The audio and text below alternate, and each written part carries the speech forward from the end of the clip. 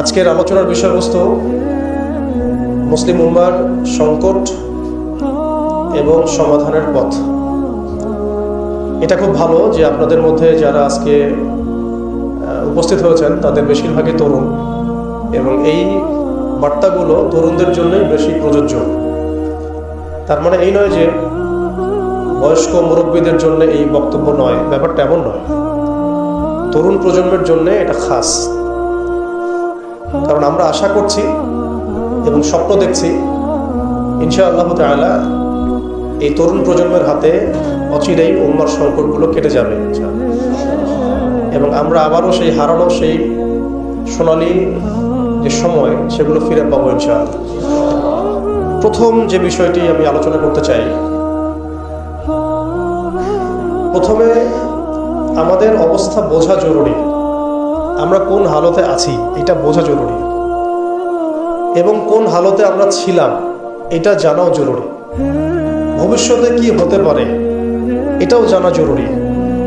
এই তিনটা সন্ধিক্ষণ যদি আমি জানতে পারি, বুঝতে পারি, তাহলে আমি ইনশাআল্লাহ তাআলা অটোমেটিক্যালি আইডেন্টিফাই করতে পারবো যে আমার করণীয় কি। প্রথম পয়েন্টটাতে আসেন যে আমরা আসলে ছিলাম কোথায়, এই মুসলিম উম্মাহ ছিল কোথায়। আমরা তো একটা জাতি, একটা উম্মাহ, একটা দেহের মতো। একটা অংশ আঘাতপ্রাপ্ত হলে অন্য অংশ ব্যথা অনুভব করবে। আমরা এমন জায়গায় ছিলাম। আমরা নবী মুহাম্মদ সাল্লাল্লাহু আলাইহি ওয়াসাল্লামের জীবনী থেকে দেখতে পাচ্ছি যে এমন একটা সময় আজকে থেকে প্রায় 1400 বছর আগে চলে গেছে, যে সমাজটা একদম আইয়ামে জাহিলিয়াতে পরিপূর্ণ ছিল। সেখানে তাওহীদ ছিল না, সুন্নাহ ছিল না, আখিরাত ছিল না, রিসালাত ছিল না। মানুষ লাত, উজ্জা, হুবল, মানাত এগুলোর উপাসনা করত, মূর্তি পূজা করত। মানুষ সুদ খেত, মানুষ জেনা ব্যভিচার করত, বেশি বেশি মদ পান করত, গোত্রীয় হানাহানিতে লিপ্ত ছিল, নারী জাতির অবমাননায় লিপ্ত ছিল। এমনকি তারা মাদকদ্রব্য নিয়ে দিন রাত সময় কাটত। মানে এমন একটা সমাজ ব্যবস্থা আমরা দেখেছি 1400 বছর আগে, যে সময়টাকে ইতিহাস দুটা শব্দে আইডেন্টিফাই করে, আইয়ামে জাহিলিয়াত। এক কথায় আইয়ামে জাহিলিয়াত, অন্ধকারের যুগ। অন্ধকারের যুগ, দ্য এজ অফ ডার্কনেস, অন্ধকারের যুগ।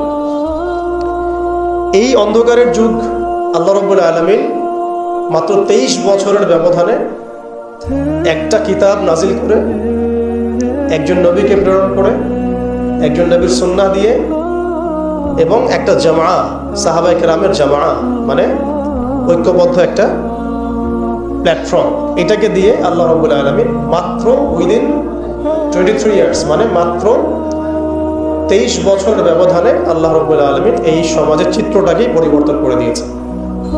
এটা আমরা দেখেছি মাত্র 23 বছরের ব্যবধানে। তো সিরাতটা যদি আপনাদের পড়া থাকে তাহলে আপনারা বুঝতে পারবেন যে কিভাবে এই পরিবর্তনটা হয়েছে। যাদের সিরাতটা পড়া নাই তাদের বুঝতে একটু অসুবিধা হতে পারে। এই কারণে আমি আপনাদেরকে পরামর্শ দিই, যেভাবে আপনারা কোরআন শেখেন, যেভাবে হাদিসকে গুরুত্ব দিয়ে পড়েন, ঠিক সেইভাবেই নবী মুহাম্মদ সাল্লাল্লাহু আলাইহি ওয়াসাল্লামের পবিত্র জীবনীটাকে শুরু থেকে শেষ পর্যন্ত পড়ে শেষ করতে হবে। তাহলে আপনি ধাপগুলো বুঝতে পারবেন কিভাবে তিনি সমাজ সংস্কার করেছেন। না হলে বুঝতে পারবেন না। কোরআনের একটা আয়াত থেকে আপনি নিজে নিজে একটা দলিল তো বের করতে পারবেন না, একটা হাদিস থেকে আপনি নিজে নিজে একটা দলিল তো বের করতে পারবেন না। সিরাতটা যদি মাথায় থাকে, পুরো সিরাত মোবারক, পবিত্র সিরাত, তাহলে আপনি বুঝতে পারবেন কোন সিচুয়েশনে নবী সাল্লাল্লাহু আলাইহি ওয়াসাল্লাম প্রেরিত হয়েছিলেন, কিভাবে শুরু করেছেন, কিভাবে সামনে এগিয়েছেন, কোন প্রেক্ষাপটে কিভাবে তিনি রিয়্যাক্ট করেছেন, এবং কিভাবে আস্তে আস্তে এই দিনটা অল্প গুটি কয়েক মানুষ থেকে পুরো জাজিরাতুল আরবের মধ্যে ছড়িয়ে পড়েছে, প্রতিষ্ঠিত হয়েছে। এক কথায় দিন কায়েম হয়েছে কিভাবে, এটা বুঝতে হলে সিরাত লাগবে। এটা যদি আমরা 2 মিনিটের মধ্যে বলি, তাহলে প্রথমে নবী সাল্লাল্লাহু আলাইহি ওয়াসাল্লাম ওহী প্রাপ্ত হয়েছেন। সেই ওহীটা হচ্ছে কোরআন এবং হাদিস এবং সুন্নাহ, এবং সেই ওহী দিয়ে তিনি দাওয়াতের কাজ শুরু করেছেন। তিনি মানুষের দরজায় দরজায় যাওয়া শুরু করেছেন। মক্কায় 13 বছর নিরলস পরিশ্রম করে তিনি দাওয়াতের মেহনত অব্যাহত রেখেছেন, এবং দাওয়াতটা ছিল পরিপূর্ণ ইসলামের দাওয়াত, আংশিক দাওয়াত নয়। আমাদের দাওয়াত তার দাওয়াতের মধ্যে কিছু পার্থক্য দেখা যায় অনেক সময়। তার দাওয়াত ছিল পরিপূর্ণ ইসলামের দাওয়াত। আমরা কিন্তু ইসলামের অংশ বিশেষ নিয়ে কথা বলি বেশি, এটা খেয়াল রাখতে হবে। তিনি দাওয়াতের কাজ করেছেন পরিপূর্ণ ইসলামের দাওয়াত, উদখুলু ফিস সিলমি কাফা, এর উপর আমল করার জন্য। এখন এই দাওয়াতের ফলে প্রথম 3 বছর গোপন গোপন দাওয়াত হয়েছে, কিন্তু এই 3 বছরেই এমন কিছু সাহাবী তৈরি হয়েছিলেন যারা পরবর্তীতে বদর, উহুদ, খন্দক, খায়বার কাঁপিয়ে দিয়েছিলেন। যেমন আবু বকর সিদ্দিক, ওমর ইবনে খাত্তাব, ওসমান বিন আফফান, আলী ইবনে আবি তালেব, যায়েদ ইবনে হারসা, তারপরে বেলাল ইবনে রাবাহ, হামজা রাদিয়াল্লাহু আনহু, আব্দুর রহমান বিন আউফ, সাদ বিন আবি ওয়াক্কাস, আবু উবাইদা ইবনে জাররাহ, এরকম বরেণ্য সাহাবী যারা, এই সাহাবীরা তৈরি হয়েছেন কখন? ওই প্রথম সময়ের দিকে, প্রথম 13 বছরে, প্রথম 3 বছর গোপন দাওয়াতে এরকম বরেণ্য সাহাবায়ে কেরাম ইসলাম কবুল করা শুরু করেন। এরপরে দাওয়াতের গতি আরো বেগবান হয় যখন মক্কার শক্তিশালী কিছু মানুষ ইসলাম কবুল করেন, যেমন হামজা রাদিয়াল্লাহু আনহু, ওমর ইবনে খাত্তাব, এইরকম কিছু মানুষ। কারণ তাদের একজনের বক্তব্য বা একজনের অবস্থান সমাজে আরো 100 জনের সমান ছিল, 1000 জনের সমান ছিল। যখন সমাজে দাওয়াতের মধ্য দিয়ে প্রভাবশালী কিছু ব্যক্তি ইসলামের দিকে চলে আসে, তখন ইসলাম শক্তিশালী হয় এবং দাওয়াতটা বেগবান হওয়া শুরু হলো। দাওয়াত যত বেগবান হওয়া শুরু হলো, ততই কাফেরদের নির্যাতন বাড়তে থাকলো। দাওয়াত যত বেগবান হচ্ছিল, নির্যাতনের মাত্রা তত বাড়ছিল। আমরা বিপরীতভাবে বলতে পারি, নির্যাতনের মাত্রা যত বাড়ছিল, দাওয়াতও তত বেগবান হচ্ছে। আজকের বিষয় তাই হচ্ছে। ইসলামকে মুছে ফেলার যত চেষ্টা করা হচ্ছে, ইসলাম ততই ছড়িয়ে পড়ছে, আলহামদুলিল্লাহ। তো এই বিষয়গুলো সিরাত থেকে দেখবেন সব মিলে যাবে। ওই যে আইয়ামে জাহিলিয়াতের বর্ণনা দিলাম, এখনকার বিশ্বে এই প্রত্যেকটা জাহিলিয়াত মজুদ আছে। প্রথমে যে আইয়ামে জাহিলিয়াতের যে খাসলতগুলো বললাম, সেগুলো এখনকার বিশ্বে শতভাগ মজুদ আছে। এটা অনেক লম্বা আলোচনা।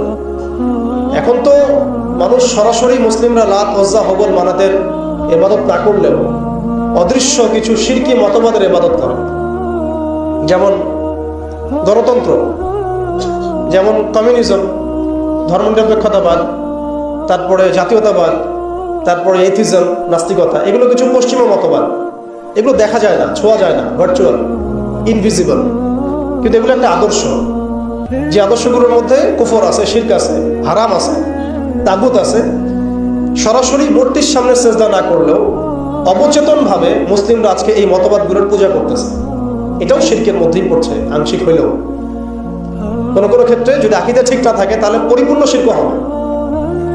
এখন কথা হচ্ছে, এটা গেল মুসলমানদের অবস্থা। অমুসলিমরা তো মূর্তি পূজা করছেই। বিশ্বের বেশিরভাগ মানুষ এখন দেখা যাচ্ছে খ্রিস্টান ধর্মাবলম্বী, যারা ঈসা আলাইহিস সালামকে আল্লাহর পুত্র সাব্যস্ত করছে, নাউযুবিল্লাহি মিন যালিক। ইহুদিরা ওজাইর আলাইহিস সালামকে আল্লাহর পুত্র সাব্যস্ত করছে। আর মালউন যারা, মালউন মুশরিক, তারা কি করছে এটা তো আপনারা দেখতেই পাচ্ছেন। তারা লক্ষ কোটি দেবতার পূজা করছে, প্রকৃতি পূজা করছে। এর বাইরে আবার নতুন মতবাদ আসছে এখনকার বিশ্বে, নাস্তিকতা, যেটা এত এত উঁচু স্তরে ছিল না বিশ্বে কখনো। এই নাস্তিকতা দিন দিন এটা বাড়ছে আর বাড়ছে, বাড়ছে আর বাড়ছে। মানুষকে আল্লাহর দাসত্ব থেকে বের করে অন্য কোনো সত্তার দাসত্বের দিকে তারা নিয়ে যাওয়ার চেষ্টা করছে নাস্তিকতার আদলে। পরে দেখবেন, সামনে দেখবেন সেই সত্তা মাসিহুদ দাজ্জালের রূপে আত্মপ্রকাশ করবে ইনশাআল্লাহ তাআলা। এটাও সামনে হবে। এখন যাই হোক, ওই জাহালাতগুলো এখন দূর হয় নাই, বরং বহু উঁচু স্তরে এটা সমাজে ছড়িয়ে পড়েছে আরো। কারণ সেই স্বর্ণযুগ থেকে আমরা বের হয়ে আসছি, সেই স্বর্ণযুগ আমাদের এখন তো নাই। এখন ওই যে সুদ, এই সুদ এখন হয়েছে বিশ্ব ব্যবস্থার সুদ ভিত্তিক ব্যাংকিং সিস্টেম। একই সুদ, বরং তার চেয়ে ভয়াবহ। 90% মুসলিম সুদের সাথে সম্পৃক্ত, অলমোস্ট। হিসাব করে দেখেন, আপনার থাকতে হবেই ওয়ার্ল্ড ব্যাংকের আন্ডারে, IMF এর আন্ডারে, ফেডারেল রিজার্ভ ব্যাংকের আন্ডারে। আর এই ব্যাংকগুলো বেসিক্যালি পশ্চিমাদের স্বার্থে তৈরি করা হয়েছে এবং এরাই ইসরায়েলকে টিকিয়ে রেখেছে। ইসরায়েলকে কিন্তু শুধুমাত্র আপনার সামরিক শক্তি দিয়ে টিকিয়ে রাখা হয় না, এদেরকে অর্থনৈতিক শক্তি দিয়ে টিকিয়ে রাখা হয়েছে। এবং এই শক্তিগুলো হাসিল করছে তারা এই ওয়ার্ল্ড ব্যাংক থেকে, IMF থেকে, আর খাস করে ফেডারেল রিজার্ভ ব্যাংক থেকে, যেটা 1800 শতকের শুরুর দিকে তারা চালু করেছিল। তো অনেক গভীর বিষয়গুলো। মূল কথা হচ্ছে ওই সুদ ভিত্তিক অর্থ ব্যবস্থা এখন পর্যন্ত যায় নাই, বরং এখন ওয়ার্ল্ড ওয়াইড এটাকে আমরা বলি গ্লোবালাইজেশন হয়েছে। মাদক সেটা কি থেমে গেছে? আইয়ামে জাহিলিয়াতের মাদক এখন বরং আরো উঁচু স্তরে আছে। কোন মুসলিম কান্ট্রি আছে যেটা মাদক মুক্ত? আরবের মধ্যেও দেখবেন মানুষ ওপেনে মাদক খাচ্ছে এখন, আরবের মধ্যেই। যারা গিয়েছেন, যাওয়া আসা করেন, তা তো দেখেনি। মাদক থেকে কে মুক্ত? কোন কোন ন্যাশনটা মুক্ত মুসলিমদের মধ্যে? বরং ইসলামিক কান্ট্রিগুলোতে মদকে সংবিধান দিয়ে হালাল করা হয়েছে। ইসলামিক কান্ট্রিগুলো বলি আমরা যে তথাকথিত ইসলামিক কান্ট্রি, বাংলাদেশকে তো অনেক ইসলামিক কান্ট্রি মনে করে আর কি, ঠিক আছে? পাকিস্তানকে ইসলামিক কান্ট্রি মনে করে, ইরানকে ইসলামিক কান্ট্রি মনে করে, ঠিক আছে? জর্ডানকে ইসলামিক কান্ট্রি মনে করে, লেবাননকে ইসলামিক কান্ট্রি মনে করে। ইসলামিক কান্ট্রি আর ইসলামিক স্টেট এগুলো এক না বিষয়। মুসলিম সংখ্যাগরিষ্ঠ থাকলেই একটা রাষ্ট্র ইসলামিক স্টেট হয় না, হয় না। মুসলিম সংখ্যাগরিষ্ঠ থাকলে একটা রাষ্ট্র কখনো ইসলামিক স্টেট হয় না। একটা রাষ্ট্র তখনই ইসলামিক স্টেট হয় যখন সেটা আল্লাহর আইন দ্বারা পরিচালিত হয়। তো বাংলাদেশ কি আল্লাহর আইন দ্বারা পরিচালিত হয়? সবাই জানি এটা হয় না। এটা হওয়ার ইচ্ছাও কি তাদের আছে? যারা লিডিং রোল প্লে করে তাদের তো ইচ্ছাও নাই, কারণ তারা মনে করে ইসলামিক আইন দিয়ে যদি রাষ্ট্র চলে তাহলে রাষ্ট্র নাকি মৌলবাদী রাষ্ট্র হয়ে যাবে, পশ্চিমারা রাগ করবে, আমেরিকা আব্বু মাইন্ড করবে, ভারত নাকি খেপে যাবে। এগুলো তারা মনে করে। এই জুজুর ভয় তারা আমাদেরকে দেখায়। এগুলো সব জুজুর ভয়। অথচ রাসূলুল্লাহ সাল্লাল্লাহু আলাইহি ওয়াসাল্লাম যখন মদিনা রাষ্ট্র কায়েম করেছেন তখন বিশ্বে রোমানরা পরাশক্তি ছিল, পারস্যরা পরাশক্তি ছিল। মদিনা রাষ্ট্রের আয়তন এতটুকু ছিল, ছোট না, খুব বড় রাষ্ট্র ছিল না, ছোট একটা রাষ্ট্র, জনসংখ্যাও কম। মদিনার মধ্যে ইহুদিরা আছে, বনু কুরাইজা, বনু কাইনুকা, বনু নাজির আছে, পাশে আবার কিছু পত্তলিকও আছে, মদিনার ভিতরে আবার মুনাফিকরাও আছে। তাদের তাদের অস্তিত্বের উপরেই মদিনা রাষ্ট্র কায়েম হলো এবং সেখানে আল্লাহ পাকের বিধান বাস্তবায়িত হলো। কই তখন তো আমরা এভাবে চিন্তা করি নাই যে রোমানরা খেপে যাবে, পার্সিয়ানরা খেপে যাবে। ওরা তখন সংখ্যার দিক থেকে, অস্ত্রের দিক থেকে, জনবলের দিক থেকে, মানে আপনার সার্বভৌমত্বের দিক থেকে মুসলিমদের চেয়ে অনেক শক্তিশালী ছিল। কিন্তু কোনো মুসলিম তো এভাবে চিন্তা করে নাই যে আল্লাহর জমিন, আল্লাহর আইন বাস্তবায়িত করলে ওরা আমাদের উপর খেপে যাবে, তেরে আসবে। আর আসলেই বাকি যে কয়েকবার তেরে আসছে সেই কয়েকবার তারা নাকানি চুবানি খেয়ে বিতাড়িত হয়েছে।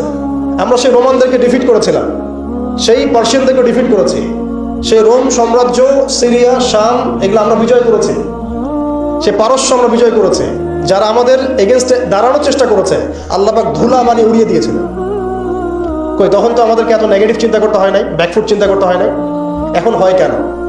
বিকজ আমরা সেই ঈমান, সেই তাকওয়া, সেই আকীদা, সেই আমল, সেই মানহাজের মধ্যে নাই। As simple as that. আমরা এখন সেই অবস্থায় নাই, ঈমানের দিক থেকে, আমলের দিক থেকে, তাসকিয়ার দিক থেকে, জামার দিক থেকে। সবচেয়ে বড় কথা হচ্ছে দিন পালনের দিক থেকে, দিন বোঝা এবং পালন করার দিক থেকে আমরা ওই জায়গায় নাই। আমরা দেখুন দিন পালন করছি আংশিক, যতটুকু আমার পক্ষে পসিবল হচ্ছে আংশিক, বুফের মতো আমরা মনে করছি, যেটা ইচ্ছা নিব, যেটা ইচ্ছা নিব।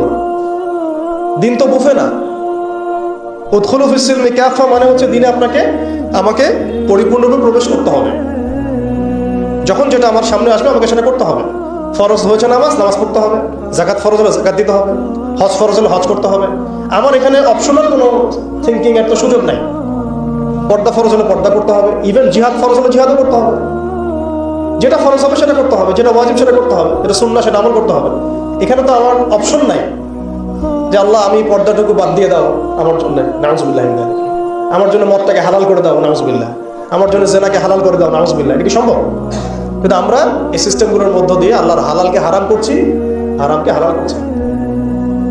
তো আমি বলছিলাম ওই জাহালাতের এই না সুদভিত্তিক সিস্টেম দূর হয়েছে, আর না সেই মাদক দূর হয়েছে, আর না সেই শিরক দূর হয়েছে, আর না গোত্রীয় হানাহানি দূর হয়েছে। গোত্রীয় হানাহানি কি দূর হয়েছে? না। এখন হানাহানি গণতান্ত্রিক ভাষায় করলে জায়েজ, তাই না? গণতান্ত্রিক লেভেল দিয়ে হানাহানি, মারামারি, কাটাকাটি, মিছিল, মিটিং, শোডাউন, রাস্তায় কোপাকুপি সব জায়েজ। কিন্তু ইসলামের পরিভাষায় যদি আমরা জিহাদ ফি সাবিলিল্লাহ বলি তাহলে আটকে উঠে আপনার কি অবস্থা? তাহলে মৌলবাদী জঙ্গি সন্ত্রাসী। ছাত্ররা যা করেছিল জুলাইয়ে, এই কাজটার 10%ও যদি দাড়ি টুপি বলা করতো, তাহলে মনে হয় বাংলাদেশেও সব মসজিদ সিলগালা মেরে দিত, সব মাদ্রাসা সিলগালা করে দিত, তাই না? মানে গণতান্ত্রিক পরিভাষায় এই ফিতনাগুলো জায়েজ, তাই না? ফিতনা মানে পরীক্ষা, ফিতনা মানে শব্দ কি? পরীক্ষা। এই পরীক্ষাই তো আমরা। কিন্তু ইসলামিক পরিভাষা যদি আমরা ইবাদত বলি, ইসলামিক পরিভাষা একটা ইবাদত, সেটা নাজায়েজ হয়ে যাচ্ছে। আর গণতান্ত্রিক পরিভাষায় তথাকথিত এই গণতান্ত্রিক রাষ্ট্রে এবং গণতান্ত্রিক এই বিশ্বে এগুলোকে তারা জায়েজ করে নিয়েছে। আফ্রিকাতে যখন পশ্চিমারা হামলা চালায় গণতন্ত্রের নামে, এটা জায়েজ হয়ে যায়। আরব বসন্তের নামে যখন বিভিন্ন কান্ট্রির মধ্যে ফাসাদ সৃষ্টি করা হয়, গাদ্দাফিকে ফেলে দেওয়া হয়, মনে আছে না আপনাদের আরব বসন্তের কথা? ইয়েমেন থেকে শুরু করে তিউনিসিয়া থেকে শুরু করে প্রত্যেকটা কান্ট্রিতে যা করলো তারা, মনে আছে তো নিশ্চয়ই? এগুলো তখন জায়েজ। মিশরে করেছে, তাই না? সোমালিয়া, কঙ্গো, ইথিওপিয়া, নাইজেরিয়া, এগুলোতে যা হচ্ছে এগুলো জায়েজ ওদের ভাষায়। ইরাকে হামলা চালানো ওদের জন্য জায়েজ ছিল, তাই না? গণতন্ত্রের ভাষায়। ওখানে লাখ লাখ মানুষ মারলেও সেটা জায়েজ। ওটা নাকি শান্তি প্রতিষ্ঠার জন্য করা হচ্ছে। তারপরে আফগানিস্তানে লক্ষ লক্ষ মানুষকে মারা হয়েছে, ওটা তখন জায়েজ ছিল। কাশ্মীরে আজকে মানুষকে মারা হচ্ছে, এটা ওদের কাছে জায়েজ হয়ে গেছে। আর কোথাও এক্সাম্পল দিবেন, চায়নার মধ্যে মারা হচ্ছে উইঘুরদেরকে, আরাকানে মারা হয়েছে, তারপরে ইয়েমেনে তো মারা হচ্ছেই সেই 15 সাল থেকেই, জর্ডানে হয়েছে, লেবাননে হয়েছে, খাস করে প্যালেস্টাইনে, খাস করে কোথায়? প্যালেস্টাইনে, গাজায়। এগুলো তারা গণতন্ত্র প্রতিষ্ঠার নামে এগুলো করলে সেগুলো জায়েজ। এবং এখানে দেখবেন 100%ই মুসলিমদের রক্ত ঝরছে, কোনো অমুসলিমের রক্ত কিন্তু ঝরছে না। তো এগুলো তাহলে এই তন্ত্রমন্ত্রগুলোকে আমরা বলি এখনকার জামানার দেবতা, যেগুলোর পূজা ওরা করতেছে। ওই জামানায় যেমন লাত, উজ্জা, হবল, মানাতের ইবাদত হতো, এখন ঠিক এই তন্ত্রমন্ত্রগুলোর ইবাদত, দাসত্ব, পূজা হচ্ছে এবং সেগুলো আমাদেরকে গেলানো হচ্ছে। আমরা যেন এগুলো হজম করি, গিলি, অথচ এগুলো আমাদেরকে ধ্বংস করার জন্যই তারা সৃষ্টি করেছিল। আমাদের চোখ এখনো সবার খোলে নাই। এই সিস্টেমগুলো আমাদেরকে কখনোই সেই হারানো ঐতিহ্য ফিরাই দেবে না। এই সিস্টেমগুলোর মধ্য দিয়েও কখনো ইসলাম কায়েম করা সম্ভব নয়। আপনারা আরো 100 বছর ট্রাই করেন, 100 বছর পরে হলেও বুঝবেন। যদি হতো 100 বছর আগেই হইতো। আরো 100 বছর ট্রাই করেন, তারপরেও যদি আক্কেল হয়।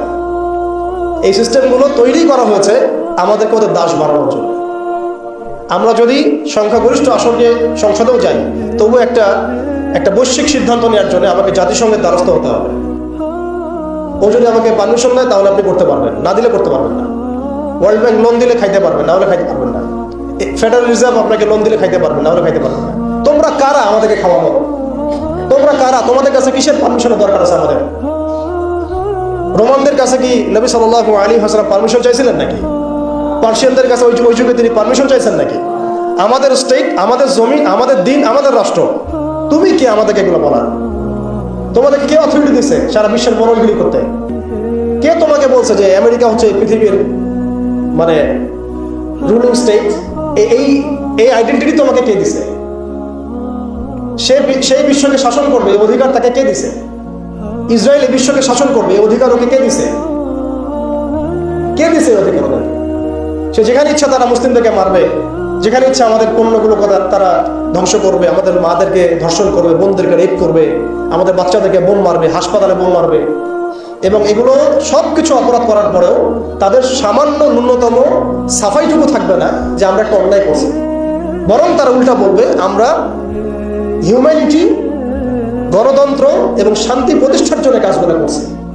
এরপরে আমাদের চোখ খুলে না যে এই বিশ্বের মধ্যে আমাদের শত্রু কারা। এরপরে ওদের বানানো তন্ত্রমন্ত্রের মধ্যেই আমরা হাবুডুবু খাচ্ছি। আমরা ইসরায়েল ইস্যু নিয়ে যখন মার্চ হলো, আর অনেক কিছুই হলো বাংলাদেশে, একটা কিন্তু শব্দ খুব স্ট্রংলি আসছিল, পণ্য বয়কট, তাই না? দেখেন আমরা সবাই এতটুকু কমন সেন্স হয়েছে যে পণ্যগুলো যদি বয়কট করি তাহলে ওদের অর্থনীতির মধ্যে ধস আসবে, টাকা ওদের উপার্জন হবে না, সেই টাকা দিয়ে তারা মুসলিমদেরকে নিধন করতে পারবে না। ওদের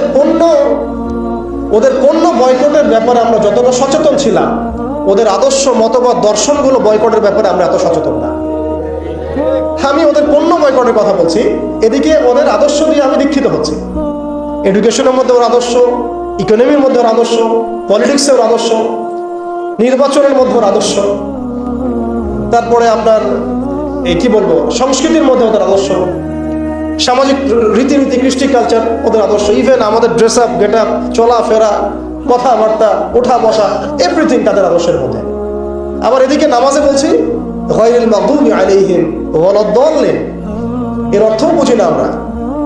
গায়রিল মাগদুবি আলাইহিম ওয়ালাদ-দাল্লিন, আল্লাহ আমাদেরকে তাদের পথে চালায়ও না যারা কিনা মাগদুব আর যারা কিনা দাল্লিন। নবীজিকে জিজ্ঞাসা করা হচ্ছে কারা মাগদুব ইয়া রাসূলুল্লাহ, কারা দাল্লিন? নবীজি বলছেন মাগদুব হচ্ছে হুমুল ইহুদি, তারা হচ্ছে ইহুদি, আর দাল্লিন হুমুন নাসারা, তারা নাসারা, খ্রিস্টান।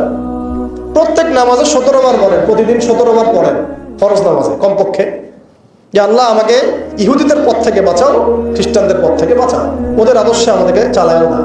আপনার আমার জীবনের প্রতিটা ডিপার্টমেন্ট এই আদর্শে দীক্ষিত। এমন ভাবে আমরা অবচেতন মনে এদের দাসত্ব করছি, মনে হচ্ছে যেন এর বাইরে কোনো পথই নাই, কোনো পদ্ধতি নাই, যেন এর বাইরে কোনো আমাদের উদ্ধার পাওয়ার, উন্নতি করার কোনো রাস্তাই মনে হয় খোলা নাই। এরা আসছে কতদিন হলো পৃথিবীতে, আপনি বলেন তো আমাকে? এরা পৃথিবীতে আসছে কবে থেকে? এই পশ্চিমাদের যে দৌরত্ব, উত্থান, এটা কতদিন থেকে? 100 বছর, 150 বছর, 200 বছর, সর্বোচ্চ 300 বছর, সর্বোচ্চ 300 বছর যদি আপনি ফরাসি বিপ্লব থেকে হিসাব করেন, সর্বোচ্চ 300 বছর। 1400 বছর আগে নবী মুহাম্মদ সাল্লাল্লাহু আলাইহি ওয়াসাল্লাম যে ইনসাফ, যে ঈমান, আদালত, আমানত, ইসলামিক স্টেট, শরিয়া, ইমারা, খিলাফা কায়েম করে দিয়ে গেলেন। তারপরে 1200 বছর তো আমরা বিশ্ব চালাইছি। কত বছর? 1200 বছর। এই 1200 বছর আমরা বিশ্বকে চালাইছি। ওরা আমাদের রাষ্ট্রে থাকতো কর দিয়ে, জিজিয়া দিয়ে থাকতো, ওরা আমাদের রাষ্ট্রে জিজিয়া দিয়ে থাকতো। আমাদের ব্যাক টু ব্যাক জিহাদ হয়েছে ওদের সাথে, জিহাদ হয়েছে, কিতাল হয়েছে, ক্রুসেড হয়েছে। কখনো তো আমরা এরকম করে চিন্তা করি নাই। এটা নতুন ওয়ার্ল্ড অর্ডার আসছে, বিগত 200, 250, 300 বছর থেকে বিশ্বে একটা নতুন ওয়ার্ল্ড অর্ডার নিয়ে আসছে তারা। এবং এই ওয়ার্ল্ড অর্ডারে তারা কায়েম করেছে একটা উদ্দেশ্যে, সেটা হচ্ছে তারা এই বাইতুল মুকাদ্দাস এবং হোলি ল্যান্ড, পবিত্র ভূমিটাকে লিবারেট করতে চায় এবং সেখান থেকে তারা দাজ্জালের শাসন কায়েম করতে চায়। বাস, খালাস, আর কিচ্ছু নাই। বিশ্বের যা কিছু হচ্ছে এটা কোনো না কোনোভাবে এর সাথে সম্পৃক্ত। ওদের জাতিসংঘ তৈরি করা, ওদের এই ব্যাংকিং সিস্টেম, ওদের এই পলিটিক্যাল সিস্টেমগুলা, খিলাফাকে ধ্বংস করা, মুসলিমদেরকে এইভাবে টুকরা টুকরা করে বিভক্ত করে ফেলা, মুসলিমদেরকে নিধন করা, ওদের সামরিক যে উন্নতি, হ্যাঁ, ওদের জনসংখ্যা, ওদের যে প্রযুক্তিগত উন্নয়ন, সব কিছু দেখবেন আস্তে আস্তে আস্তে আস্তে ওই বাইতুল মুকাদ্দাসে গিয়ে থাকবে। ওরা চায় ওই জায়গা থেকে বিশ্বকে শাসন করতে, ওরা চায় ওই জায়গা থেকে বিশ্বকে শাসন করতে। এবং ইসরায়েল নিজস্ব একটা রাষ্ট্র না, একটা প্রক্সি রাষ্ট্র। তাকে জন্ম দিয়েছে ব্রিটেন, তাকে জন্ম দিয়েছে ব্রিটেন, ওকে ভরণ পোষণ দিয়েছে ব্রিটেন। তারপরে ওকে আজকে বড় করেছে, যৌবনে নিয়ে আসছে আমেরিকা, পশ্চিমারা। খালাস, ও একা কিছু ছিল না। কি উদ্দেশ্যে? কারণ তারা তাদের যে গন্তব্য সেটা সম্পর্কে সচেতন।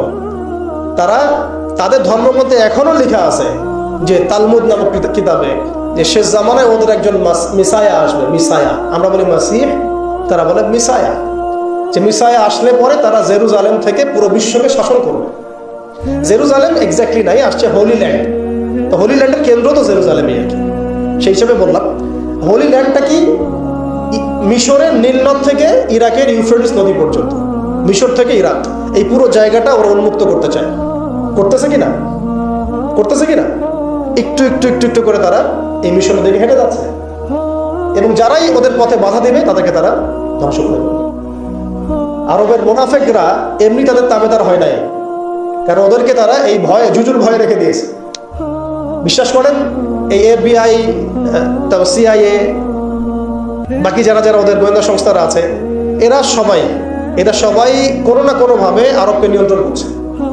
শুধু তাই না, ওদের আদলে প্রত্যেকটা সেকুলার মুসলিম কান্ট্রিকে সাজানো হচ্ছে। ওই ধাঁচেই সামরিক বাহিনীগুলো কাজ করছে। তাদের মিশন আমরা সার্ভ করতেছি, তাদের মিশন মুসলিমরা সার্ভ করতেছে। ওদের ওয়ার্ল্ড ব্যাংক, IMF কিছুই করতে পারতো না যদি আরবরা তাদেরকে তেল না দিত।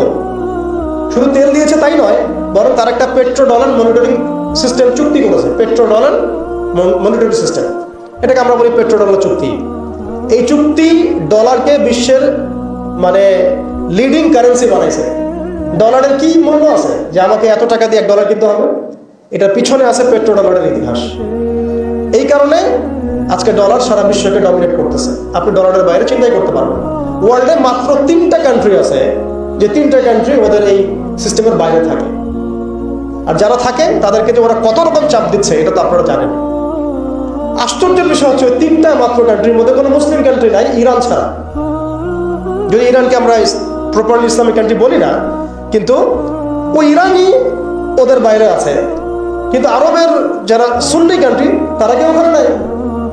মানে আরবের সুন্নি কান্ট্রিরা তারা ওই চুক্তির ভিতরে আছে, ইরান শিয়া তারা চুক্তির বাইরে আছে। তাহলে আমরা কোথায় শিক্ষা নিলাম? আমি এখানে ইরানের প্রশংসা করছি না, ইরানের কাছে আশা করার কিছু নাই। যত কিছুই বলুক আমি পারমাণবিক বোম মেরে দেবো, এই করবো সেই করবো, কিছুই করবে না। করলে আগে করতো ইল্লা মাশাআল্লাহ। কথা হচ্ছে জানেন, ওই 3টা কান্ট্রির মধ্যে উত্তর কোরিয়া আছে। উত্তর কোরিয়ার মতো ছোট্ট একটা রাষ্ট্র, সে এই ওদের এই বলয় থেকে বেরিয়ে থাকতে পারে, আমাদের সাহস হয় না। আমাদের 57টা কান্ট্রি, কোটি কোটি জনগণ, খনিজ সম্পদ, তেল গ্যাস, আর কি নাই, জনবল, সামরিক বাহিনী, প্রযুক্তি, ম্যান পাওয়ার সবই আছে। আমি বললাম শুধু ওই সিরাতের আদলে হাঁটি নাই, সিরাতের শিক্ষা থেকে আমরা শিক্ষা নেই নাই, ওই জজবা ওই ইমান আমাদের মধ্যে থেকে চলে গেছে। আমরা ওই স্বপ্ন দেখাই বন্ধ করে দিয়েছি যে আমরা একসময় বিশ্বকে শাসন করতাম। এই স্বপ্নটা দেখাই বন্ধ হয়ে গেছে। মানুষ তো বাঁচেই স্বপ্ন নিয়ে যে আমি এরকম ছিলাম, আমাকে ওই জায়গায় যেতে হবে। মানুষ তো বাঁচেই একটা উদ্দেশ্য নিয়ে, গন্তব্য নিয়ে। আপনার লাইফের একটা গন্তব্য আছে, আপনি এই জিনিস অ্যাচিভ করতে চান এবং আপনি সেই পথে হাঁটছেনও, পরিশ্রম করছেন। আল্লাহ চাইতে একদিন আপনি অ্যাচিভ করবেন ইনশাআল্লাহ। কিন্তু যার লাইফে কোনো গোলই নেই, তাদের কি হবে? উম্মাহ আজকে এরকম একটা অবস্থায় আসছে। আমি এখানে আমভাবে সবার কথা বলছি না। যাদের স্বপ্ন দেখার তারা ঠিকই দেখছে, যাদের কাজ করার তারা ঠিকই করছে, তারা কেউ বসে নাই। যাদের জীবন দেওয়া তারা ঠিকই দিচ্ছে, যাদের প্রতিবাদ করার তারা ঠিকই করছে, যাদের জালেমের এগেনস্টে দাঁড়ানো তারা দাঁড়াচ্ছে কিনা? সারা ওয়ার্ল্ডে যাদের এই জজবা আছে তারা ঠিকই কাজ করছে। আমি আমভাবে সবাইকে বোঝাই নাই, মেজরিটিকে বোঝাচ্ছি। তো যাদের কাজ করার তারা তো করছে, এবং যারা সফল হওয়ার তারা তো হবে ইনশাআল্লাহ। আল্লাহ পাক যেন আমাদের প্রত্যেক বিশ্বের বিভিন্ন জায়গায় আমাদের যে ভাইয়েরা দিন প্রতিষ্ঠার জন্য কাজ করছেন, সবাইকে বিজয় দান করে নেন। এখন সময় আমাদের হাতে অল্প, আমি শেষ করবো এখান থেকে। এখানে আসেন, আমি যে কথাটা বলতে যাচ্ছিলাম যে সিরাতের আদলে নবী সাল্লাল্লাহু আলাইহি ওয়াসাল্লাম এইভাবে দাওয়াতের কাজ করার পরে সবর করে, ধৈর্য ধরে, প্রয়োজনে হিজরত করে, তারপরে আবার মদিনা রাষ্ট্র কায়েম করেছেন। তারপরে দাওয়াতের সাথে সাথে জিহাদ, কিতাল, এগুলোর মধ্য দিয়ে তিনি পুরা মক্কা বিজয় করলেন। এবং মক্কা বিজয়ে এই যে ভিত্তি, এর উপর দাঁড়িয়ে পুরা আরব বিজয় হলো। এবং এই ভিত্তির উপর দাঁড়ায় 4 খলিফা 30 বছর শাসন করলেন, তাই না? তখন কি ইসলাম এরকম সংকুচিত অবস্থায় ছিল, দুর্বল অবস্থায় ছিল? মোটেই না। বরং স্পেন থেকে, একেবারে স্পেন থেকে এদিকে চায়না পর্যন্ত, এইদিকে আফ্রিকা থেকে নিয়ে পুরো সিন্ধু পর্যন্ত, এই পুরো জায়গাটা আমাদের ছিল। চিন্তা করা যায়? চিন্তা করছেন একবার যে উমর রাদিয়াল্লাহু আনহু একটা এই খেজুরের বানানো মসজিদে বসে আছেন? ভাবা যায়? এই মাটির মধ্যে তিনি শুয়ে আছেন। রোমান সম্রাটের একজন দূত এসে দেখলো তিনি মাটিতে শুয়ে আছেন, দুপুরবেলা রেস্ট নিচ্ছেন। আর তার বাহিনী এদিকে পৌঁছে গেছে একেবারে শাম পর্যন্ত, এদিকে পৌঁছে গেছে পারস্য পর্যন্ত। ভাবা যায় এগুলা? ওসমান রাদিয়াল্লাহু আনহুর সময় একদম সাইপ্রাস দ্বীপপুঞ্জ থেকে শুরু করে বাকি সব বিজয় হয়েছে। উমাইয়াদের সময় দেখা গেছে একদম স্পেন থেকে নিয়ে এদিকে চায়না পর্যন্ত, আর বললো আফ্রিকা থেকে নিয়ে সিন্ধু পর্যন্ত বিজয় হয়েছে। আব্বাসীয়দের সময় হয়েছে। এইভাবে প্রায় 1250 বছর আমরা ওয়ার্ল্ডকে শাসন করছি। তখন একটা মুসলিম নারীর দিকে চোখ তুলে তাকানোর জরুরত কেউ করতো না। একটা মুসলিম ভাইকে অন্যায়ভাবে হত্যা করবে সাহসী কারো ছিল না, গায়ে টোকা দিবে এই সাহসী ছিল না।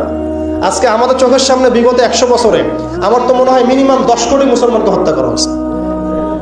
মিনিমাম 10 কোটি মুসলমানকে হত্যা করা হয়েছে বিগত এই 100 বছরে।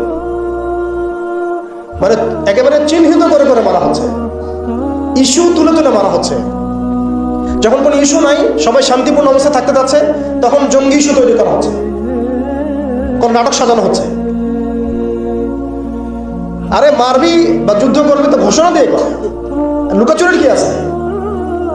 মুসলিমদেরকে মারার জন্য ভারতে নতুন নতুন পায়তারা চলতেছে। এখন আমাদের এই ভাইরা তো বদ্ধ একটা জায়গায়। আপনারাই বলেন তারা কি করবে এখন? তারা মিশন নিছে, রাষ্ট্রীয়ভাবে মিশন নিছে মুসলিম নিধনের। এখন এই ভাইদের কোনো রাষ্ট্র নাই, কোনো জামা নাই, কোনো আমির নাই, কোনো এদাদ নাই, কোনো জিহাদের কোনো মানে ওখানে অবস্থাই নাই করার মতো তাদের, তাই না? ভিতরে কথা বলছি আমি, কাশ্মীরের কথা বলছি না। তাহলে এই ভাইরা এখন কি করবে? এই যে অবস্থা, এই অবস্থা কি মনে করছেন আমাদেরকে প্রভাবিত করবে না? অভ্যন্তরীণভাবে এখানে বাংলাদেশে আমরা বেশিরভাগ মুসলিম হলেও আমাদের আশেপাশে চতুর্দিকে ঘোরাফেরা করতেছে কুফফাররা, চতুর্দিকে ঘোরাফেরা করতেছে। আপনি কাকে বিশ্বাস করবেন?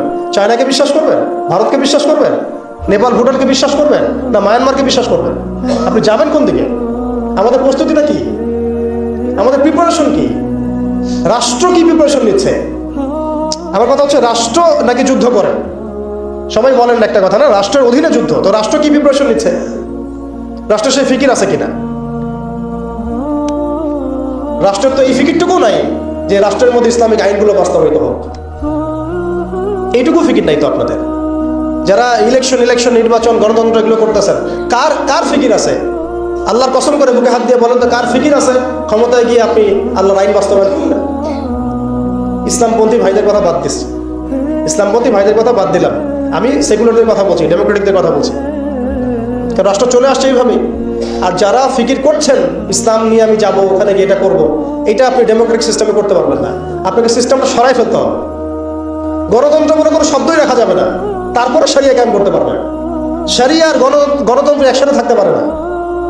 শরিয়া, গণতন্ত্র, ধর্মনিরপেক্ষতাবাদ, কমিউনিজম এগুলো একসাথে থাকতে পারে না। একটা বোতল, এর মধ্যে আছে আপনার বিষ, এখানে আপনি দুধ খেতে পারবেন না। একটা বোতল, এখানে আছে বিষ, আপনি এটাকে 1000 বার ধুইতে হবে, ধোয়ার পরে আপনি দুধ ঢালতে পারবেন, খাবার রিস্ক দিতে পারবেন, তাও খাবেন কিনা সন্দেহ আছে। আর এগুলো তো হচ্ছে মারাত্মক শিরকের বিষ। এগুলো পশ্চিমাদের দাসত্ব করাবে আপনাকে। আমাদের হচ্ছে বড় কান্ট্রি আছে একটা তুরস্ক, একটা ইসলামিক ল বাস্তবায়ন করছে কিনা দেখায়। বড় একটা কান্ট্রি আছে মিশর, দেখায় আমাকে একটা ইসলামিক ল বাস্তবায়ন করতে পারছে কিনা। তিউনিসিয়া পারছে কিনা, আজারবাইজান পারছে কিনা, মরক্কো পারছে কিনা, ইথিওপিয়া পারছে কিনা? আপনারা বলেন পারছে কি? ইয়েমেন পারছে কিনা, জর্ডান পারছে কিনা, লেবানন পারছে কিনা? পারে নাই। আফগানিস্তান পারছে কেন? আফগানিস্তান পারছে কেন? কারণ তারা সিস্টেমগুলোকে সরাই দিছে। সিরাতের আদলে, সিরাতের রক্তে ওরা জমিনকে পবিত্র করে ফেলছে। সিরাতের আদলে জিহাদের মাধ্যমে রক্ত দিয়ে পশ্চিমাদেরকে বিতাড়িত করে ওরা জমিনকে পবিত্র করে শরিয়া কায়েম করছে। এটাই শরিয়া কায়েম করার রাস্তা, আর কোনো রাস্তা নাই। আপনি যতই তন্ত্রমন্ত্রের ধার ধারেন না কেন, আপনি কখনোই সফল হতে পারবেন না। লিখে নেন, কাজ করতে থাকেন, দেখেন। ফান্তাজিরু ওয়া ইন্না মাআকুম মিনাল মুনতাজিরিন। কোনো সমস্যা নাই। আফগান পারছে এই কারণেই, কারণ তারা পশ্চিমাদের তন্ত্রমন্ত্রের গোলক ধাঁধায় পড়ে নাই। তারা সিরাতের রাস্তায় হাঁটছে।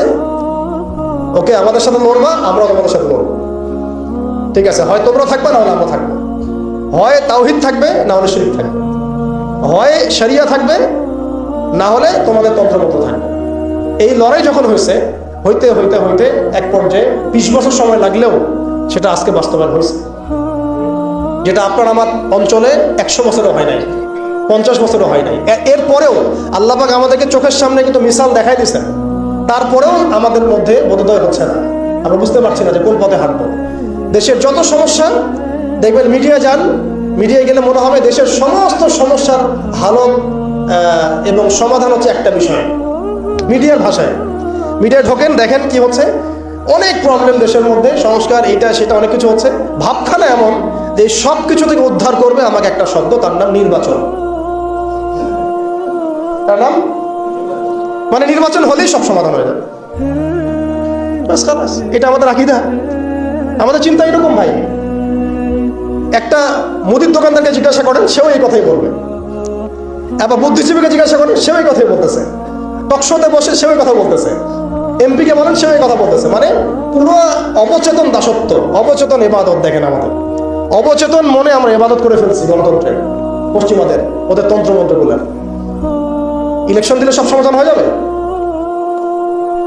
কোন পদ্ধতিতে আপনি দিবেন, দেওয়ার পরে কি হবে, মূলনীতি কি থাকবে, সংবিধান কি থাকবে, সংস্কারগুলো কি কি হবে, আপনি কি আল্লাহর জমিন আল্লাহর দিন কায়েমের দিকে আসবেন কিনা, এখানে তো অনেক কথা আছে।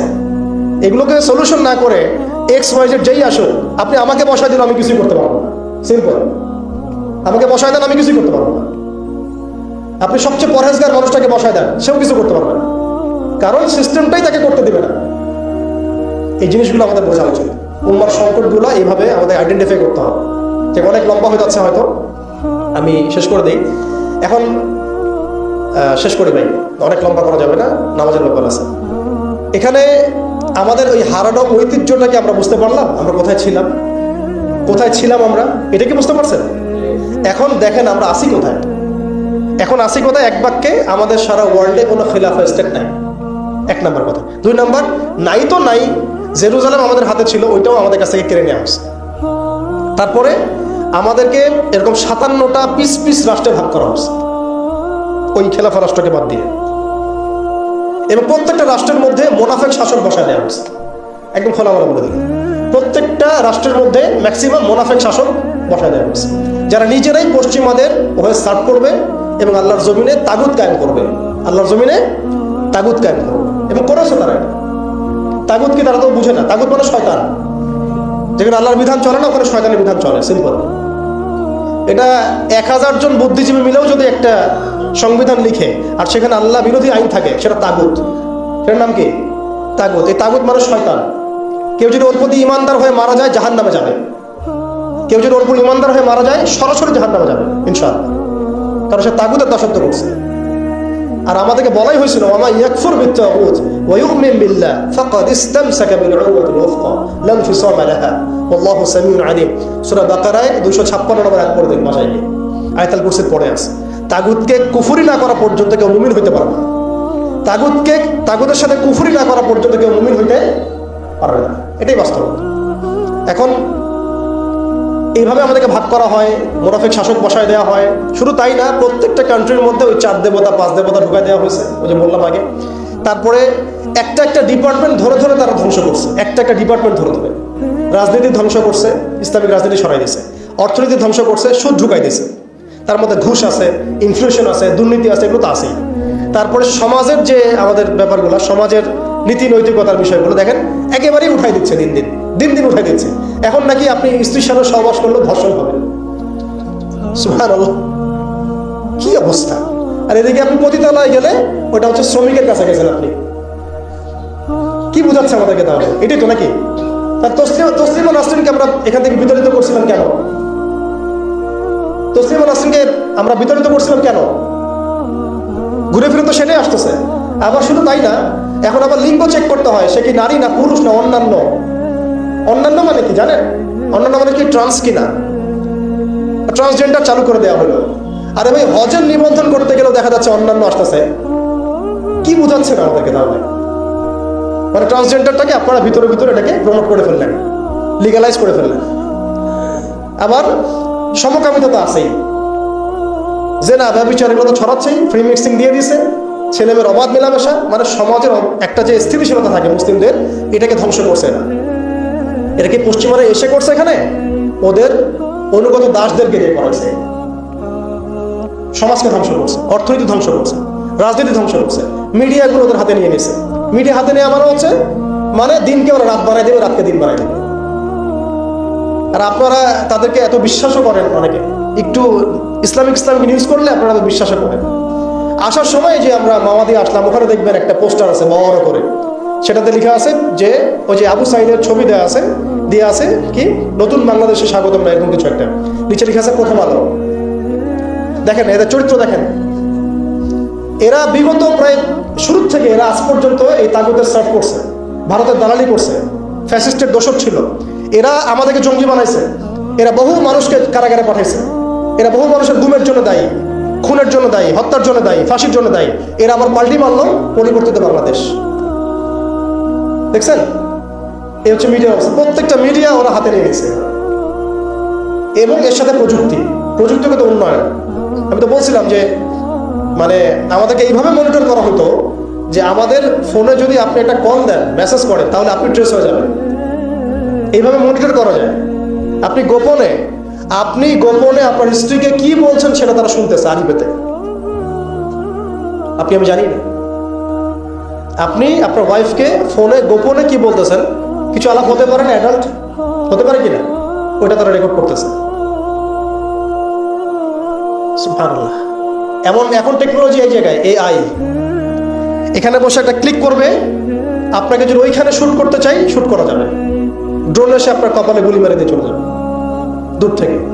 এই প্রযুক্তি দিয়ে এই ফিলিস্তিনে বহু মানুষকে মারা হচ্ছে এখন, রাইট নাও।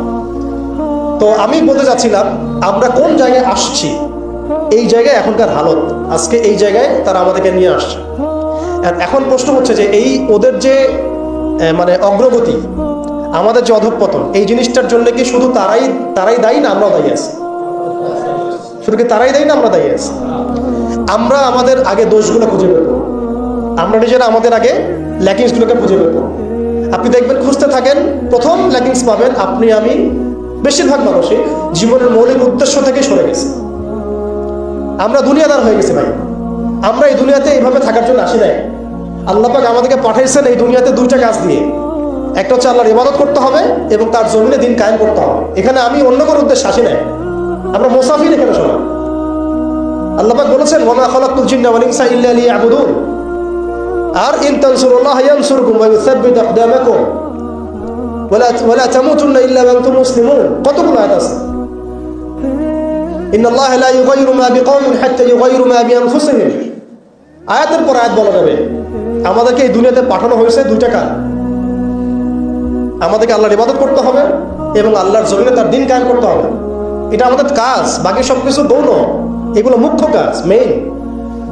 এবং আমাদেরকে দিন দেয়া হয়েছে কেন? হুয়াল্লাযী আরসালা রাসূলাহু বিল হুদা ওয়া দীনিল হক লিইয়ুযহিরাহু আলা দীনি কুল্লি। এই দিনটা আল্লাহ পাক দিয়েছেন এই কারণেই যাতে এই দিন অন্য সমস্ত দিনের উপর জয়লাভ করে। তো জয়লাভ কখন করবে? যখন আমরা ফিকির করবো তখন। এটা কি আব্রাহার যুগ যে আবাবিল পাখি এসে পাথর ছুড়বে? বলেন, এখন পাথর আপনাকে আমাকে ছুড়তে হবে? এটা তো আব্রাহার যুগ না। নবী সাল্লাল্লাহু আলাইহি ওয়াসাল্লাম শুধু দোয়া দিয়েই কি সব হয়েছে? দোয়ার সাথে চেষ্টা করেন নাই তিনি?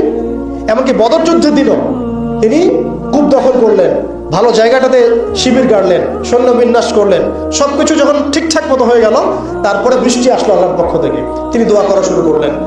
এই দোয়ায় আল্লাহ পাক ফেরেশতা নাজিল করলেন। তাহলে কি আমাদের কাছে একমুখী না সবকিছু করতে হবে? এখন আমাদেরকে এই ল্যাকিংসগুলোকে খুঁজে বের করতে হবে। আমাদের ল্যাকিংস কোথায়? এই ইমানের দুর্বলতা, জীবনের উদ্দেশ্যে দুর্বলতা। আমরা দুনিয়াদার হয়ে গেছি, ভোগবিলাসী হয়ে গেছি, আমরা আমাদের ঐতিহ্য ভুলে গেছি, আমাদের শেকড় ভুলে গেছি, আমলে ঘাটতি হয়ে গেছে, হারামখোর হয়ে গেছি, আমরা জেনাকার হয়ে গেছি, আমরা ফ্রি মিক্সিং করতেছি, পরকীয়া করতেছি, ঘুষ খাচ্ছি, দুর্নীতি করতেছি, সুদ খাচ্ছি, আমরা করতেছি। এগুলো পশ্চিমারা করতেছে না। আমাদের ল্যাকিংসগুলোকে আমাদেরকে দূর করতে হবে। ইলমের ঘাটতি হচ্ছে, আমলের ঘাটতি হচ্ছে, আলেমদের সাথে সহবত নাই, তাসকিয়া নাই, পড়াশোনা নাই। কি করতেছি ভাই আমরা? আসলে কি জন্য আসছি আর কি করতেছি? এইখান থেকে ভবিষ্যৎটা হচ্ছে এই যে ইনশাআল্লাহ এই দিন বিজয় লাভ করবেই। আজকার কাল হোক, আল্লাহ পাক এমন জামা, এমন ইমারা, এমন আল্লাহর সেনাবাহিনী তৈরি করবেন যারা আস্তে আস্তে আস্তে আস্তে বাইতুল মুকাদ্দাস পর্যন্ত যায়। এটা লেখা হয়ে গেছে। ইমামুল মাহদী আসবেন, লেখা হয়ে গেছে, এবং তার অনুসারী তৈরি হয়ে যাবে, লেখা হয়ে গেছে। দাজ্জালের বাহিনীও তৈরি হবে, এটাও লেখা হয়ে গেছে। দাজ্জাল তার অনুসারী ইহুদিদেরকে নিয়ে এই বিশ্বকে 40 দিন শাসন করবে, এটাও লেখা হয়ে গেছে। এবং তারপরে ঈসা আলাইহিস সালাম তাকে হত্যা করবেন প্যালেস্টাইনের বাবেলুদ নামক জায়গায়, এটাও লেখা হয়ে গেছে। মহাযুদ্ধ মালহামা আসবে, এটাও লেখা হয়ে গেছে। এক কথা হচ্ছে এগুলো যেহেতু হবেই, লাউহে মাহফুজে লেখা হয়ে গেছে, কুদিয়াল আমর, তাহলে আমাদেরকে তো আমাদের কাজগুলো এখন বের করে ফেলা উচিত। আমাদের কাজ কি করতে চান? আদৌ সেই বিজয় কাফেলে আমরা শরীক হতে চাই কিনা? নাকি এইভাবেই আমরা দিন যাবে, রাত যাবে, খাবো দাবো, ফুর্তি করবো আর মারা যাবো, এটাই কি আমাদের উদ্দেশ্য কিনা? আমাদেরকে আমাদের লক্ষ্য আগে ফিক্স করতে হবে। লক্ষ্য ফিক্স করতে হলে কয়েকটা কাজ মোটা থেকে বের হয়, আমি 1 মিনিটে বলে শেষ করে দিচ্ছি। সেটা হচ্ছে ভাই, আমাদের সবাইকে আগে তওবা করে আল্লাহর দিকে ফিরে আসতে হবে, প্রথম কাজ এটা। কারণ নাপাক কলব দিয়ে, নাপাক হৃদয়ের মধ্যে আপনি কখনো দিনের ফিকিরগুলোকে ঢুকে দিতে পারবেন। কলবকে পবিত্র করতে হলে আমাকে আগে তওবা করে আল্লাহর দিকে ফিরতে হবে, আল্লাহর দিকে ফিরে আসেন, নিজের জীবনটাকে মূল্যায়ন করেন। আসেন আমরা সবাই মিলে একটা কাজ করি, অন্তত পক্ষে একটা সময় আমরা সবাই মিলে একটা চেষ্টা করি, ফলাফল আল্লাহর হাতে, আল্লাহর জমিনে আল্লাহর দিন কায়েম করা যায় কিনা চেষ্টা করে দেখি ইনশাআল্লাহ। এবং সেটা আমাদেরকে তো আল্লাহ পাক পুরো বিশ্বের জিম্মাদার করেন নাই, আমরা এই অঞ্চলে থাকি, এই অঞ্চলে অন্তত আমাদের চেষ্টা করা উচিত। অন্য অঞ্চলে তো ভাইরা চেষ্টা করছে, আফগানের ভাইরা তো আমাদের জন্য পরোয়া করে বসে থাকে নাই, থাকছে? থাকে নাই। ওই আফ্রিকার ভাইরাও তো বসে নাই, এদিকে হামাসের ভাইরাও বসে নাই, কেউ কি বসে আছে? দেখেন যাদের কাজ করা তারা কিন্তু ঠিকই করতেছে। আমাদের অঞ্চলের কনফ্লিক্টটা আপনি এড়াইতে পারবেন না। আমাদের অঞ্চলের কনফ্লিক্টটা হচ্ছে এই উগ্র হিন্দুত্ববাদীদের এগেনস্টে। এটা সাজ হোক আর কাল হোক আপনারা বুঝতে পারবেন। এর একটা বড় মিশন নিছে, অখণ্ড ভারত তারা করতে চায়, এটা স্পষ্ট এজেন্ডা ওদের। এই এজেন্ডার মধ্যে বাংলাদেশ বাইরে না, বাংলাদেশ অন্তর্ভুক্ত আছে। আমাদেরকে প্রিপারেশন নিতে হবে, সব দিক থেকে প্রিপারেশন নিতে হবে। সবচেয়ে বড় প্রিপারেশন আল্লাহর দিকে ফিরে আসা, পরিপূর্ণ ইসলামে প্রবেশ করতে হবে। উদখুলু ফিস সিলমি কাফা, একদম। আর ওই যে একটা প্রথমে বললাম, ইত্তাকুল্লাহ ইত্তাকুল্লাহ ওয়ালা তামুতুন্না ইল্লা ওয়া আনতুম মুসলিমুন, পরিপূর্ণ মুসলিম হয়ে যেতে হবে। আল্লাহর ভয় নিয়ে আসা, আল্লাহর কাছে আত্মসমর্পণ করা, পরিপূর্ণ মুসলিম হয়ে যাওয়া, আল্লাহর সব আদেশগুলো মানা, নিষেধগুলো ছেড়ে দেওয়া, নবীর সব আদেশ মেনে চলা, নবী যে নিষেধ করেছেন সেগুলো ছেড়ে দেওয়া সাল্লাল্লাহু আলাইহি ওয়াসাল্লাম। একই সাথে হালাল খাইতে থাকা, হারামে না যাওয়া, পরিবার ঠিকঠাক করে ফেলা, যদি ঠিক না হয় অন্তত একা হইলে একাই চলতে হবে। এটা আপনার জীবন, হিসাব আপনার, কবর হাসর আমার, যার যার তাত্তা। এটাতে কারো জন্য কারো পরোয়া করার কোনো সুযোগ নেই, কারো জন্য কারো বসে থাকার কোনো সুযোগ নেই। আমাকে আমার বাসায় চলতে হবে। অতএব এটা ঠিক করে ফেলা, পাশাপাশি আমাদের সন্তানদেরকে মানুষ করার চেষ্টা করা, এবং খাস করে আমাদের তরুণ ভাইদেরকে এই ইমানের পথে নিয়ে আসা। তাদেরকে দিয়ে হবে ইনশাআল্লাহ, আমরা প্রমাণ দেখেছি তাদেরকে দিয়ে হবে, এটা আমরা বিশ্বাস করি। শুধু তাদেরকে ঠিকভাবে নার্সিং করতে হবে, ভুল পথে যেন রক্ত না যায়, ভুল পথে যেন রক্ত না যায়। আজকে আবু সাইদ জীবিত থাকলে এই কথাটাই বলতো, এই জন্য রক্ত দিয়েছিলাম নাকি, আমি কি এই জন্য রক্ত দিয়েছিলাম নাকি? আজকে মুগ্ধ থাকলে এই কথাই বলতো, আমি এই জন্য রক্ত দেই নাই। যা করতেছেন আপনারা, আর বেশি বললাম না, যা করতেছেন আপনারা, শহীদ ভাইরা জীবিত হইলে তার এই কথা বলতো, এই জন্য আমরা রক্ত দেই নাই। এখন আমাদের এই প্রজন্মের ভাইদেরকে বোঝাতে হবে, দাওয়াতের কাজ বাড়াতে হবে, ওলামা ইকরামের সহবত লাগবে, ইলম লাগবে, তারপরে তাসকিয়া লাগবে, আধ্যাত্মিকত্বের দরকার আছে, ব্যাপক পড়াশোনা করতে হবে, আমল বাড়াই দিতে হবে, এবং সময় নষ্ট করা যাবে না। এর পাশাপাশি আমাদের প্রয়োজন হবে একটা জামাআবদ্ধ হওয়া। প্রত্যেকটা জায়গায় তাওহীদপন্থী ভাইদেরকে জামাআবদ্ধ হয়ে যেতে হবে। বড় পরিসরে জামা হোক না হোক, ছোট ছোট জামাগুলো হয়ে যাক, ছোট ছোট জামাগুলো প্রত্যেকটা জায়গায় হয়ে যাক। এলাকা ভিত্তিক কাজ করেন, মসজিদ ভিত্তিক কাজ করেন, আপনি অ্যাসোসিয়েশন করে কাজ করতে থাকেন, ইনশাআল্লাহ একদিন না একদিন আল্লাহ চান তো বড় জামাও ক্রিয়েট হয়ে যাবে ইনশাআল্লাহ। আমাদের লাগবে আমির, লাগবে মামুর, লাগবে সামু ওয়া দুআ, আমাদের লাগবে একটা চেইন অফ কমান্ড, এবং এদাত লাগবে, প্রস্তুতি লাগবে, শারীরিক প্রস্তুতি, মানসিক প্রস্তুতি, আত্মিক প্রস্তুতি। যখন সময় আসবে ইনশাআল্লাহ আমরা ছাপাই করবো ইনশাআল্লাহ। এখন এখানে দাওয়াতের ক্ষেত্র চলতেছে, বাংলাদেশে এখন দাওয়াতের মেহনত বাড়াতে হবে, ব্যাপক দাওয়াতের কাজ করতে হবে। এখানে বাংলাদেশের অভ্যন্তরে সশস্ত্র যুদ্ধের কোনো এখানে মাসালা নাই, সুযোগ নাই। হ্যাঁ, ওরা যদি আমেরিকা হয়ে আসতে চায় আমরা তালেবান হয়ে যাবো, খালাস। ওরা যদি ইসরায়েল হয়ে আসতে চায় আমরা হামাস হয়ে যাব। কিন্তু যদি এই অবস্থা না থাকে, শান্তিপূর্ণ অবস্থা, তাহলে আমাদের এখানে দাওয়াতের মেহনত বেগমান থাকতে হবে। এখন সে হালত চলতেছে, তাতে আমাদের সবাইকে দাওয়াতের কাজে আত্মনিয়োগ করতে হবে, এই যোগ্যতা তৈরি করতে হবে, এবং এলাকা ভিত্তিক জামা গঠন করে ফেলতে হবে। এবং সবচেয়ে বড় কথা, ইসলাম তো পালন করবোই, এর পাশাপাশি অনইসলামিক যে কুফরি, আকীদা, শিরক, বেদাত, এগুলো সম্পর্কে আমাদের জানতে হবে। সমস্ত হালাল হারাম আইডেন্টিফাই করতে হবে, এগুলো থেকে দূরে থাকতে হবে। এমন যেন না হয় যে আমি সঠিক পথেও চলতেছি আবার গলদ আকীদার মধ্যে আছি, আমি ভালো কিছু নিয়াতে হাঁটছি আবার দিকে কবিরা গুনাহ করতেছি, এমন যেন না হয়। নিজেকে একেবারে আকীদা, আমল সব দিক থেকে পরিশুদ্ধ করে নেওয়া। আল্লাহ পাক আমাদের সবাইকে, খাস করে আমাদের তরুণ ভাইদেরকে, এবং যারা যারা আমরা এই বয়ান শুনলাম বা শুনছি বা শুনবো ইনশাআল্লাহ, সবাইকে আল্লাহ রাব্বুল আলামিন এই জমিনে দিন কায়েমের জন্য কবুল করে নেন। আল্লাহ পাক আমাদেরকে পরিপূর্ণ সত্য ঈমান দান করেন, একদম সাহাবীওয়ালা জিন্দেগি দান করেন, একদম হালালের মধ্যে থাকার তৌফিক দান করেন, সব ধরনের হারাম এবং কবিরা গুনাহ ছাড়ার তৌফিক দান করেন, সমস্ত রকম শিরক, বেদাত এবং বিজাতীয় মতবাদ ছেড়ে দেওয়ার তৌফিক দান করেন। খাস করে আল্লাহ পাক আমাদের মধ্যে একটা ভ্রাতৃত্বের বন্ধন দান করেন। যারা যে ভাইরা দেশের মধ্যে কাজ করছেন সবার সাথে হৃদ্যতাপূর্ণ সম্পর্ক রাখার তৌফিক দান করেন, এবং আমাদেরকে একটা ঐক্যবদ্ধ প্ল্যাটফর্ম দান করেন। বহির্বিশ্বে যা হচ্ছে, আশেপাশে যা হচ্ছে, রাষ্ট্র, অর্থনীতি, জিওপলিটিক্স সবকিছু সম্পর্কে একদম চোখ কান খোলা রাখার তৌফিক দান করেন। যখন যে হালত আসবে সেইভাবে আমরা রিয়াক্ট করবো ইনশাআল্লাহ। এখন আমাদের কাজগুলো যেগুলো বললাম এগুলো আমরা করতে থাকবো, এবং এগুলোর সাথে সাথে আমরা ব্যাপক দাওয়াতের কাজ করতে থাকবো। আল্লাহ পাক আমাদের সবাইকে যেন দিনের জন্য কবুল করে।